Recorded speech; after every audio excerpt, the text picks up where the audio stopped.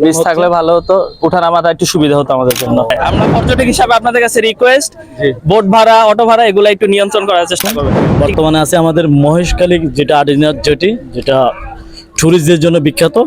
So এখানকার পরিস্থিতি আজকে আপনাদেরকে দেখানোর চেষ্টা করব। আপনারা সরাসরি মিত্তেমায়া শহর পেজে নজর রাখুন। আসো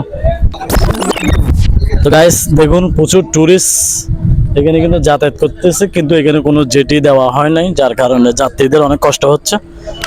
আসসালামু আলাইকুম, মিত্তেমায়ার শহর ফেসবুক পেজ থেকে সবাইকে স্বাগত।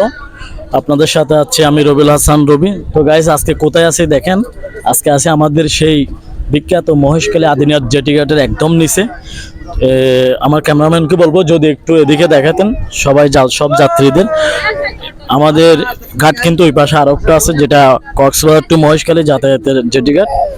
এটা হচ্ছে আপনার আদিনাথ থেকে যেটা সরাসরি আপনার 6 নম্বর ঘাটে যে টুরিস্টগুলা যায়।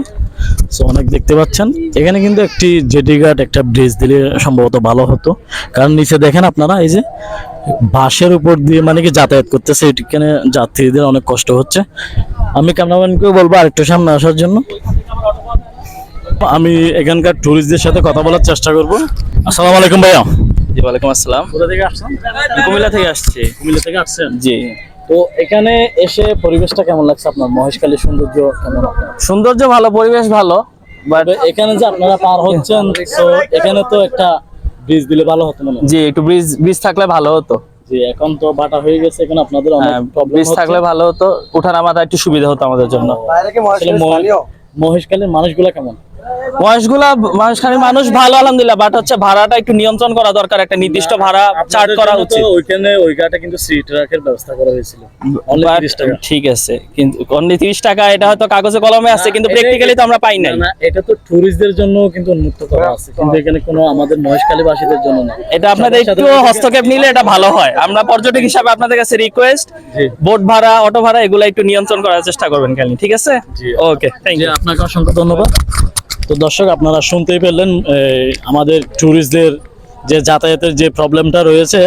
এখানে কিন্তু মহেশখালী আমাদের আদিনাথ জেটি ঘাটে কিন্তু ছোট্ট একটি ব্রিজের সমস্যা রয়েছে, যার কারণে ট্যুরিস্টরা কিন্তু কষ্ট পাচ্ছে। আপনারা দেখতেই পাচ্ছেন।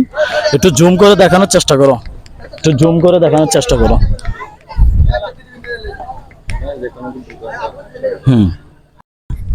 আসসালামু আলাইকুম।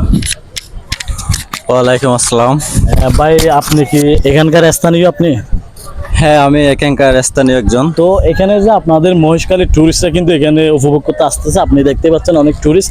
তো এখানের যাতায়াতের যে প্রবলেমটা রয়েছে, যে ব্যবস্থার সমস্যাটি রয়েছে, সেক্ষেত্রে এগুলো আপনারা কিভাবে দেখেন? এখানে তো ভাড়াও বেশি নেওয়া হচ্ছে। আমরা একটু আগেই 2-1 ভাইয়ের সাথে কথা বলেছি, ওরা কিন্তু অভিযোগ দিয়েছে এখানে তাদের যাতায়াতের খুবই প্রবলেম হচ্ছে। সে বিষয় নিয়ে আপনি এগুলো কিভাবে দেখেন? তো আমিও বলতে চাই, এখানে আমাদের অনেক টুরিস্টদের অসুবিধা হচ্ছে। ধরেন এখানে কোনো ব্রিজ নেই, এখানে যদি একটা ব্রিজ করে দিত তাহলে টুরিস্টদেরকে আসা যাওয়া ভালো হতো। তো সব মানুষ থেকে ভালো হতো। একটা মেয়ে আসলে এখানে যে কোনো সময় কি হতো, দুর্ঘটনা না হবে। হ্যাঁ, এই জন্য আমাদের একটা দাবি জানাই। আদিনাথ, বিশেষ করে যেটা আমাদের পর্যটনীয় এলাকা, এই যে যেটা আদিনাথ জেটি ঘাট, এখানেও একটা সেই পর্যটকদের জন্য একটি জেটি ঘাট করে দিলে কিন্তু তারা অনেক স্বস্তি পাবে, অনেক ভালো হবে।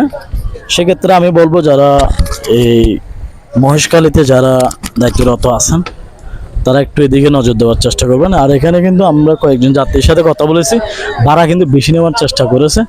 সো ভাড়াটাও একটু নিয়ন্ত্রণে আনার জন্য আমি আহ্বান জানাবো। আর আলাউদ্দিন, তুমি তো অনেক সময় এখানে আসছিলা, হয়তো এর আগেও আসছিলাম। হ্যাঁ, তো এখানে কয়েকটা টুরিস্ট অভিযোগ দিয়েছে যে ভাড়া বেশি নেওয়া হচ্ছে। তো এটা আসলে কিভাবে সমাধান করা যাবে বলো? আসলে এটাও আমরা কয়েকজন থেকে শুনতেছি। তো এটা দাবি জানাই যে এখানে ভাড়া যেন নির্ধারণ করে দেয় প্রশাসন, এসে যেন টুরিস্ট হয়রানি না হয়। এই জন্য কি ভাড়াটা নির্ধারিত করে দিলে তার জিনিসটা ভালো হবে। এতক্ষণ পর্যন্ত ভিডিও দেখার জন্য আপনাদের সবাইকে অসংখ্য ধন্যবাদ। আর যারা মিত্রমায়ার শহর ফেসবুক পেজটি ফলো দেন, অবশ্যই ফলো দিয়ে সাথে থাকবেন। ধন্যবাদ।